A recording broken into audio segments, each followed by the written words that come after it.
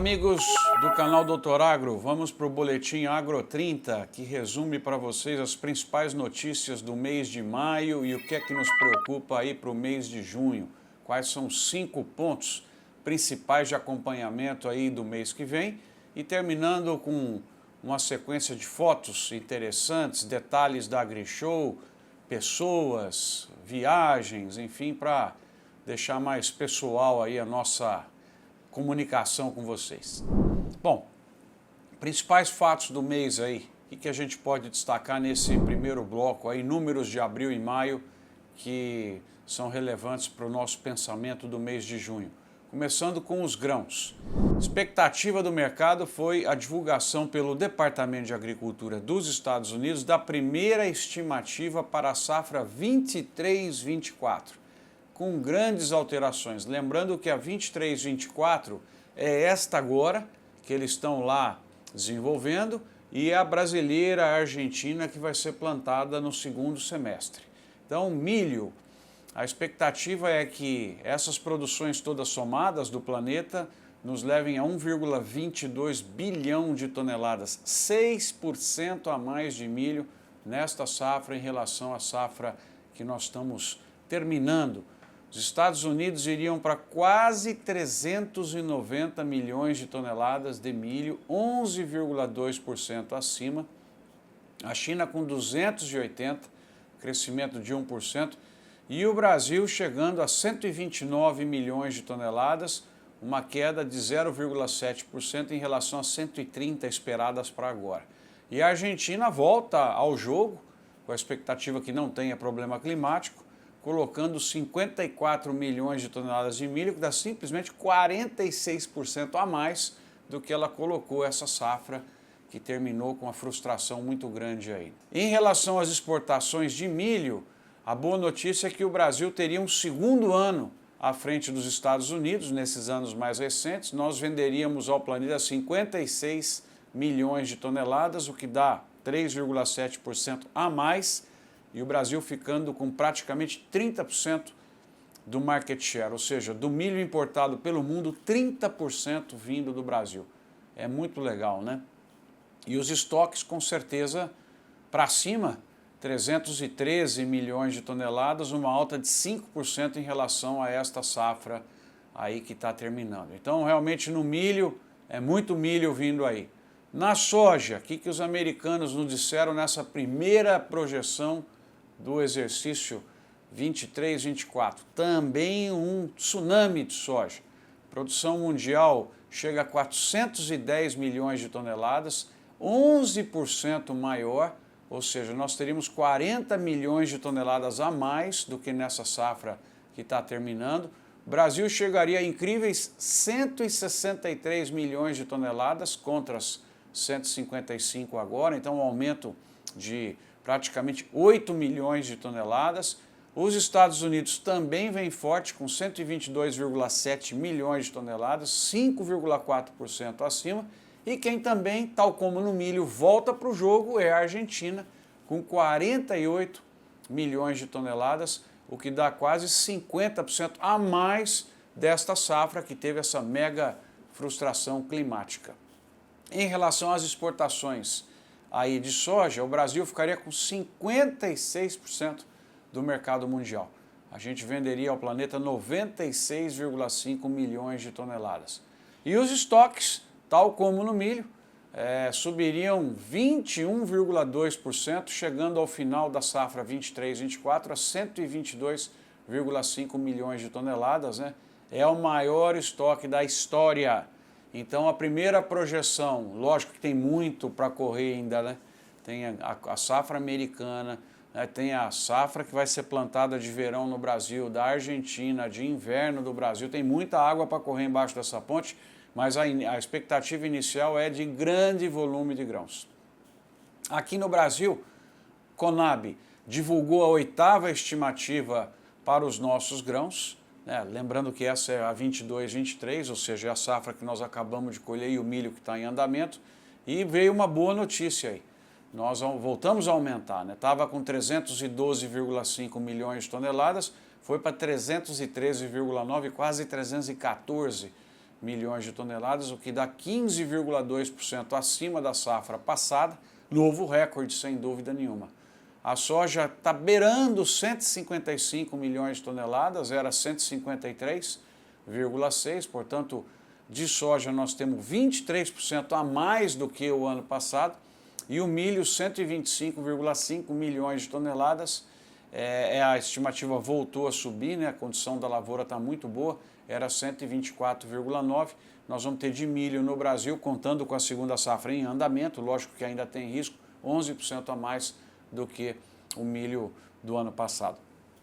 Outros pontos relevantes aí do mercado de grãos, comercialização de soja está abaixo, né, da safra 22-23, o produtor está esperando uma melhoria de preços que, na minha opinião, não vai acontecer, então nós estamos com um índice mais baixo.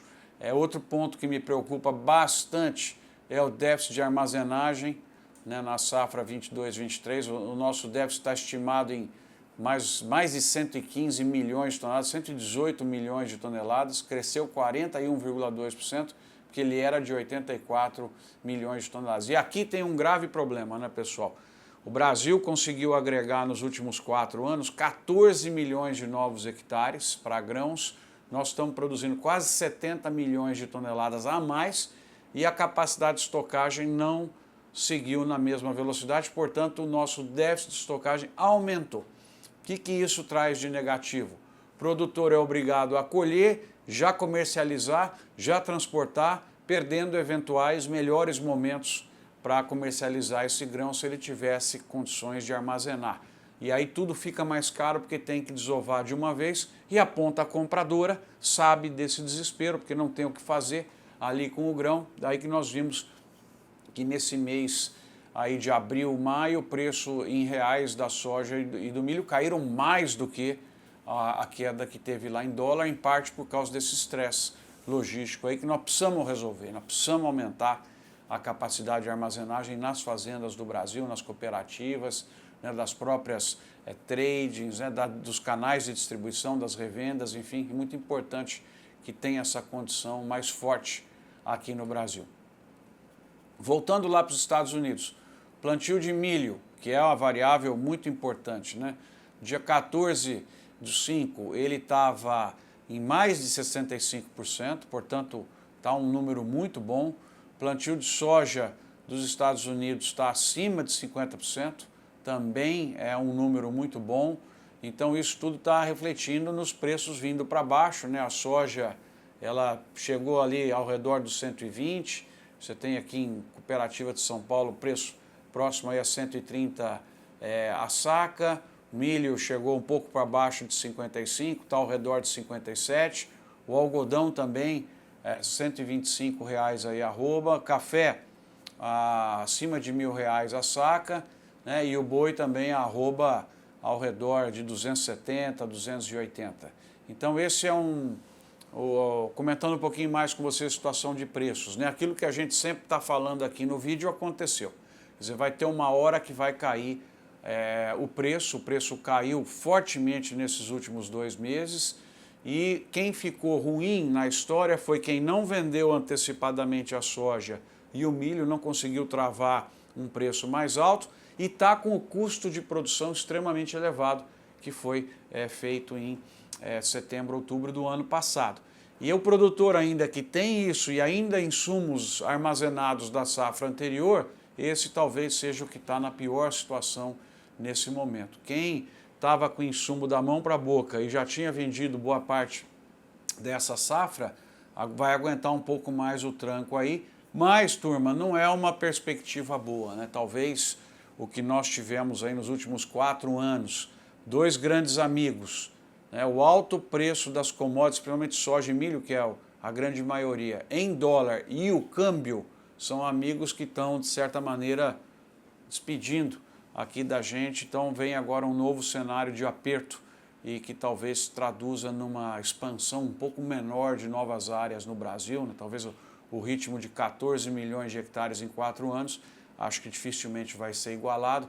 Nós vamos cair agora talvez para 1.500.000, 1.800.000 novos hectares aí por ano, o que não deixa de ser uma grande notícia, mas o que a gente observou nos últimos 4 anos, provavelmente é um filme que terminou. Agora começa aí um novo filme, né? Outra preocupação muito importante aí são as pandemias na questão animal. Então, só agora que a pecuária começa a se recuperar do caso de vaca louca atípica, né, que fez com que desabasse aí o preço da arroba do boi. Ela recuperou um pouco, depois ela voltou a cair por conta de dificuldades comerciais com a China comprar esse produto que foi abatido durante o problema aí do embargo, mas aparentemente a situação está melhorando. Eu tenho uma expectativa também que o consumo no mercado interno recupere, né, e no segundo semestre, quem sabe a arroba pode chegar ali próxima dos R$300. Acho que é um número que pode ser factível aí para o segundo semestre, né? Mas também foi um aperto aí, né? Boa notícia é que para tudo quanto é lado o custo de produção vai cair, está caindo, né? Dos insumos, tem que cair o arrendamento também. Acho que preço de terra não cai, mas o arrendamento tem que começar a cair, porque senão não cabe mais com o novo preço que a gente tem aí, principalmente para soja, milho e outras commodities, né? Então, em relação à cana, comentando um pouco aqui também, a safra começou, ela já está com praticamente 35 milhões de toneladas moídas, está 18% acima. Nós estamos com uma performance muito açucareira, muito bom, né, um crescimento de 43,7%, produção de 1,53 milhões de toneladas. Etanol, crescimento também de 17%, 1,78 bilhão de litros. A expectativa é que a gente tenha aí uma safra próxima a 600 milhões de toneladas de cana, com a perspectiva muito boa para o açúcar. Nós estamos arrancando essa safra, né, que começou lá em 1º de abril muito bem no açúcar, e o etanol agora corre um pouco de riscos aí por conta de uma mudança na política de preços da Petrobras, né, que é algo que deve prejudicar o setor de cana, não sabemos como, e também prejudicar o acionista aí da Petrobras com essa interferência na empresa.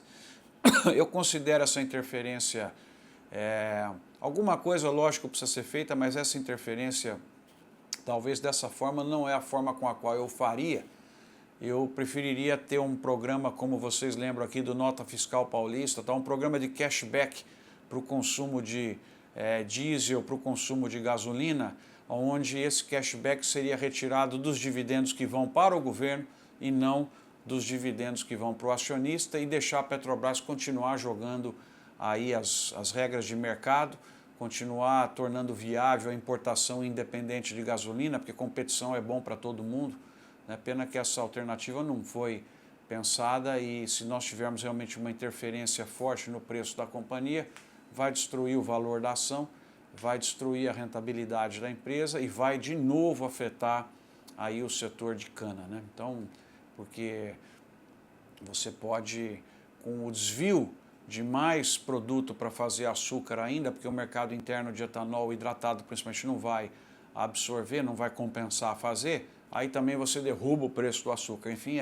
perde para tudo quanto é lado, né?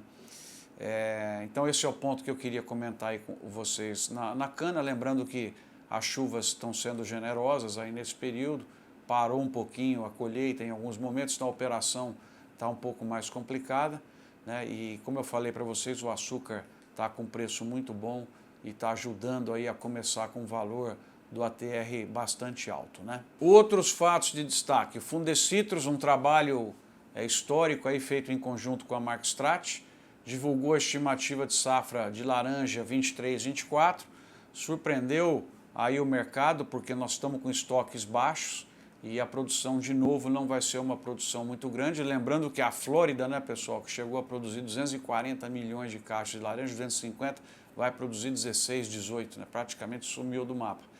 E nós estamos aqui com 309,3, um número 1,55% maior do que a safra anterior.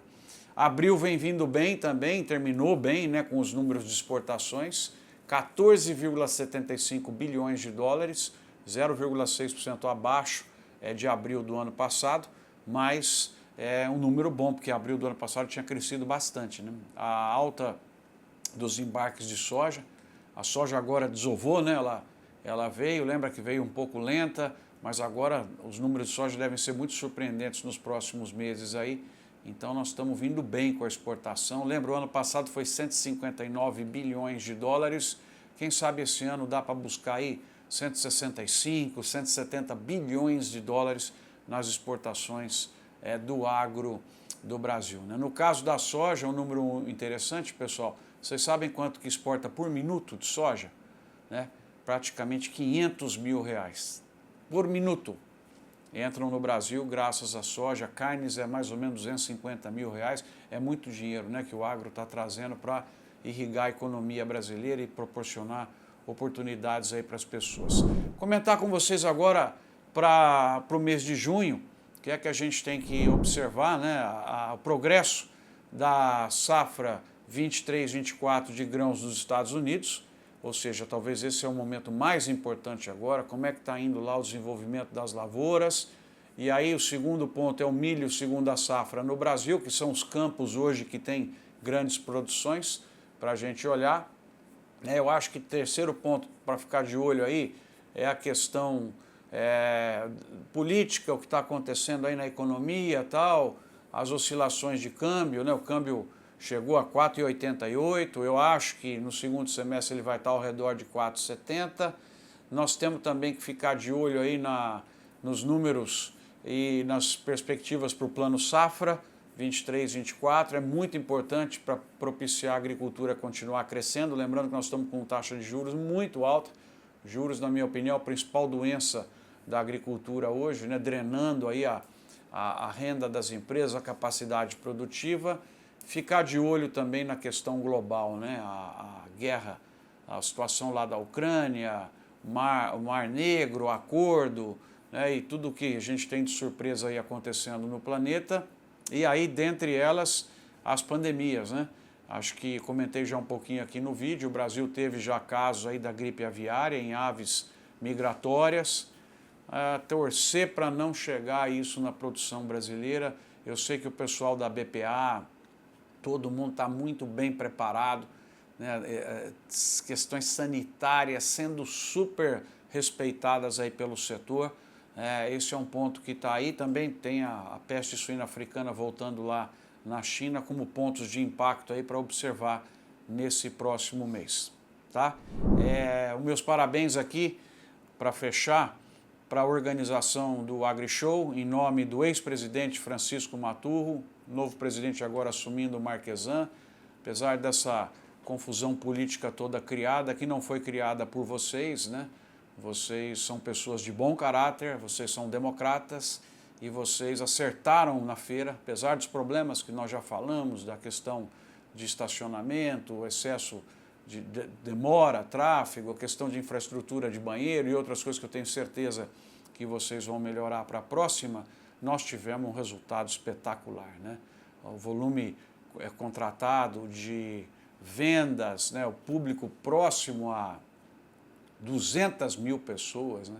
Realmente fantástico. Então fica os meus parabéns. Que pena que tenha acontecido esse evento negativo, que vocês não mereciam ter recebido esses elogios aí, né, do nosso presidente da República. Que pena que essa postura raivosa tem contribuído para afastar o setor mais importante da economia, da gestão do Brasil. Como a gente torce para o Brasil dar certo, espero que isso possa ser revisto, né, porque o respeito é bom em todos os momentos, né?